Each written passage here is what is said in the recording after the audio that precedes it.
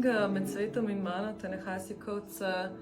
je pravzaprav od nekje leta 2015, ko je bila izdana v Ameriki, postala neke vrste instant klasika, čeprav gre za esej. Je zelo kmalu se povzpela tudi po zaslugi tega, da je knjigo Oprah umestila v svoj knjižni klub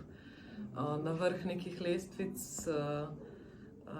branja in prebranih knjig v ZDA, kar pa se nekako mogoče ne sklada z vsebino, ki pa ni nekaj najbolj popularnega. Gre pravzaprav za močno politično vsebino, gre za knjigo, ki raziskuje in premišljuje rasizem v ZDA iz izjemno osebne perspektive Ta-Nehasija Coatesa, ki so ga policijski umori temnopoltih v tistem obdobju, ko je to pisal, 2012-2013, izjemno pretresli. Predvsem ga je pretreslo to, da tudi morilci niso bili obsojeni v več teh sodbah, in je tole knjigo napisal iz enega vzgiba, da bi jo dal kot neko popotnico svojemu takrat najstniškemu sinu, in bi v tej knjigi pravzaprav sinu pojasnil, kako sam doživlja rasizem v ZDA, kako se sam kot temnopolt človek počuti v takšnem svetu,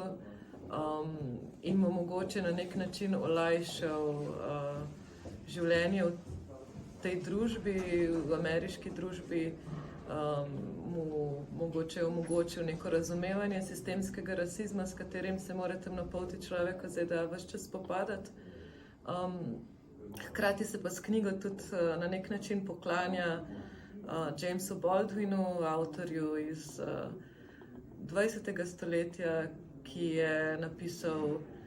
podobno pismo svojemu nečaku leta 1964 z imenom Drugič ogenj, to knjigo imamo prevedeno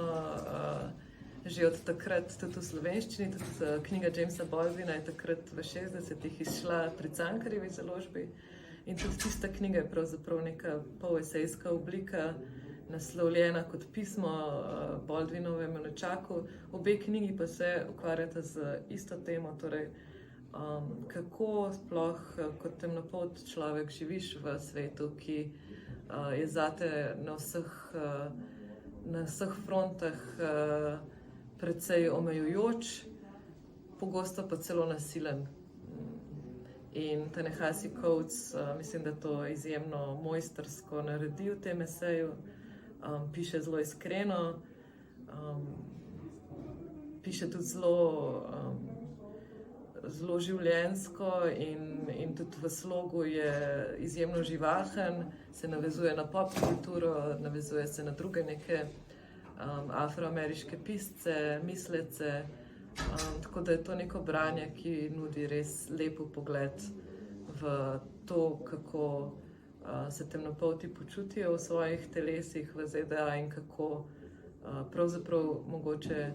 tudi iz neke zunanje perspektive nas tu razumeti, kakšna je tam situacija.